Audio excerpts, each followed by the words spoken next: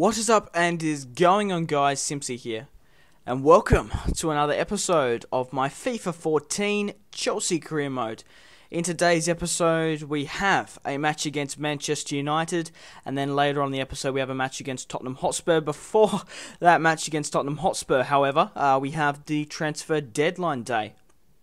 Now, guys, I just wanted to say quickly, I'm changing up the formation.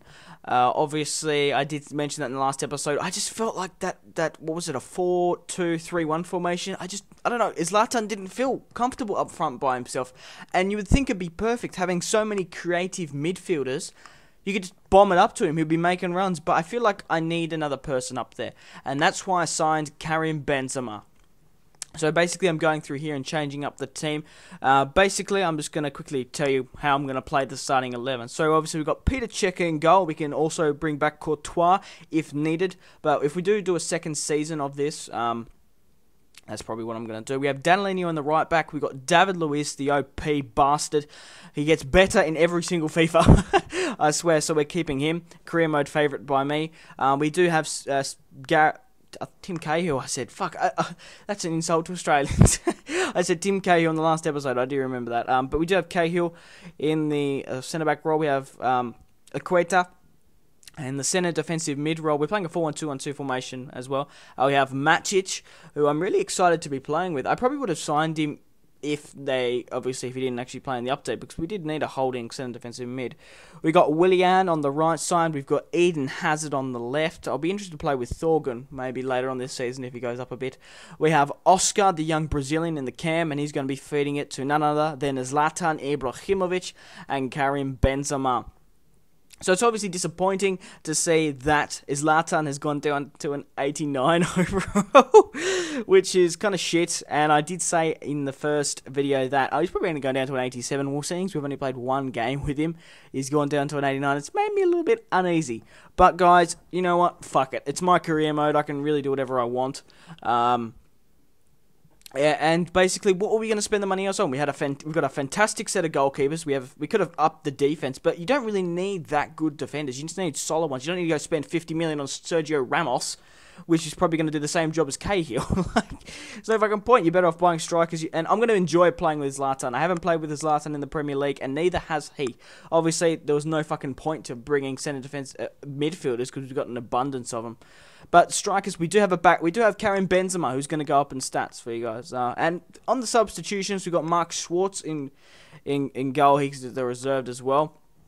An awesome Manchester United. What? An awesome Australian player. We got Mario Fernandes as the right back substitution, and on the bench, we've got Salah, we got Mikel Schürrle, Ramirez, and Sami Eto'o. If shit hits the fan and Benzema and Ibrahimovic aren't scoring, we also can bring on Eto'o. But as Zlatan gets a nice through ball and starts off his scoring against Manchester United, making it 1-0. What a start for the Sweden internationalists, and that's what I've been waiting for. That first, since he didn't score his fucking debut, it made me really uneasy, but a nice assist there, picks up his first goal, Zlatan, and I cannot wait to score more goals with you. Such an awesome player, top class, and yeah, I can't wait. It was a fucking awesome goal, so happy. I was like, yes, it's Zlatan.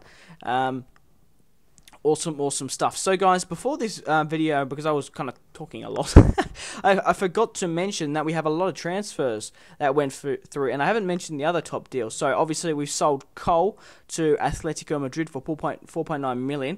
We sold Ivanovic to Roma for 9.5, and we sold Demba Ba to Wolfsburg for 15 million. And the other top deals, Luis Suarez actually went to Real Madrid for 58 million, and surprisingly, Robert Lewandowski went to Real Madrid for 54 million. Real Madrid splashed the cash and spent over 100 million on two brand new strikers. What the fuck are they doing? Like, Jesus, man. They're building like the best team in the world. Congrats to them. The AI is actually doing well. We do manage to bring it back to make it 2-1 at Old Trafford. And I forgot to mention Wayne Rooney's goal, but it was Eden Hazard, the young Belgium. I don't know why they're all young. I have to be specific about that. But guys, we have two pretty hard games today, and this is going to set up our season. If we can beat Manchester United at Old Trafford, and if we can beat Tottenham Hotspur, that will really set the tone for the season. We've got a lot of talented young players, and with this side, I think we can win the Premier League. So that would be awesome for you guys, and I hope you guys enjoy. Guys, make sure to leave a like to support my channel. If you do leave a dislike, let me know why in the comment section down below. How am I going to better myself as a YouTuber if I don't take on constructive feedback from you folks, my mates? So, I forgot to talk about Matic before. He was trying to get an absolute belter goal from the one he scored the other day. But it was Ramirez, the centre defensive mid, who came off the bench to seal the deal in the 88th minute. Nice cut back in there. Obviously, he is out of favour because Matic is that little bit younger. And quite frankly, I haven't played with Matic, but it was a good decision bringing on Ramirez. I've been doing that 75th minute substitution. I just don't show the recording. I do bring on Schürrle and Mohamed Salah. I don't know why I said that with an accent. It rolled off the tongue quite well, as I do say so myself. But we do end up winning 3-1 at Old Trafford. And every time I verse Manchester United, as I'm a Manchester United supporter myself, I feel bad. I feel bad defeating them. But when Wayne Rooney scored, I was like, fuck! And then I was like, good job, United. Thanks. But from that, from a lot of those transfers, getting rid of Cole, John Terry, Ivanovic, and obviously Demba Ba, it has freed up a lot of funds. And this is the team, basically. We have 5 goalkeepers, 10 defenders, 18 midfielders, and 5 attacking mids. So, basically, we're set. Even if shit hits the fan. And I forgot about we had Lukaku on loan as well. So, maybe we might sell Ibrahimovic in January if we do get an offer. Thiago Silva actually has gone to Manchester City, which is quite interesting.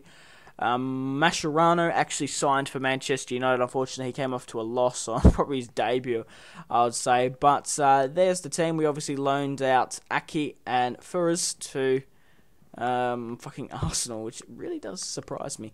But we're coming. We're going to be going through the deadline day, and we do sign someone, and I'm not going to tell you who.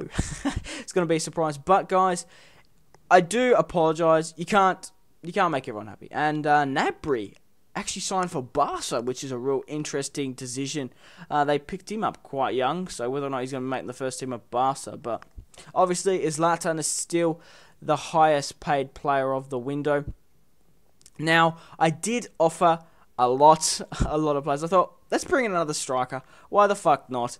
Obviously, because we sold Bar. We do have Lukaku on loan now. I was kind of making the decision whether or not to bring Lukaku back, but seeing he's on loan, I think we just need one more striker just to see if Lukaku has a bad season. You don't know. I probably won't play him up with Benzema next if I do a next one, but I just wanted to basically bring in a couple more players, and it's going to be a surprise who I end up signing, because I didn't really want to sign them, and I did make a comment about having highly paid defenders in the last episode, so I'm probably going to be struck down for that. But we do have a couple options here. Christian Benteke was a high potential candidate, along with Alexandre Pato, who was a beast player at AC Milan and a former player of Zlatan, so I could see them linking up quite well.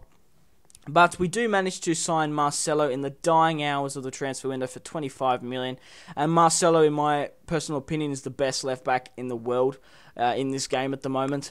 Obviously, he's 25 years of age. He's got that fucking growth as well. Obviously, David Alaba is very good, but I signed David Alaba in every career mode. Obviously, in Manchester United one, I did 6 seasons with that, and he is an absolute fucking legend. Obviously, Salaqueta, unfortunately, has lost his first team spot to Marcelo. Obviously, some other players here that we quite possibly sign. Now, Churchy. I haven't actually played with Churchy before. For 16 million, he can play as a centre forward. He can drop back into the midfield. He's going to be like more of a replacement player coming off the bench. Now, I have seen him in MGH's career mode. For an 81 overall, 16 million, he can play as a centre forward, a right mid, and a striker. 4-star weak foot, 4-star skills. MGH actually signed him in his Roma career mode, and I've heard a lot of good reviews about him, not just from him, but other players. So I managed to sign Churchy. We actually signed so many fucking players in this window. Eder, a famous player from my Southampton career mode. You can go check out on that on my channel. I did do 2 seasons with him. He was a beast up front with Mitroglou, I think it was, and Glenier, the Frenchman from Olympique Lyon, who was a beast, who you can sign off a free transfer. Whether or not I'll be doing in this career mode will be to see. But Manchester United signed another player, Godin, and they do send Javier Hernandez. And Jesus, this is probably the most money spent I've ever seen in a career mode. Vidal actually signed for Liverpool for 54 million. 54 million for Vidal. Now that is ridiculous. I think he's probably not worth more than 40 at max. And I even forgot to mention Hamšík. Hamšík left Napoli for Atletico Madrid. How fucking mental is that, guys? So we do have a match against Tottenham Hotspur. So guys, make sure to leave a like to support my channel. I do put a lot of effort into these career modes, and all you need to do is leave a simple like, and that will make me overjoyed, over the moon.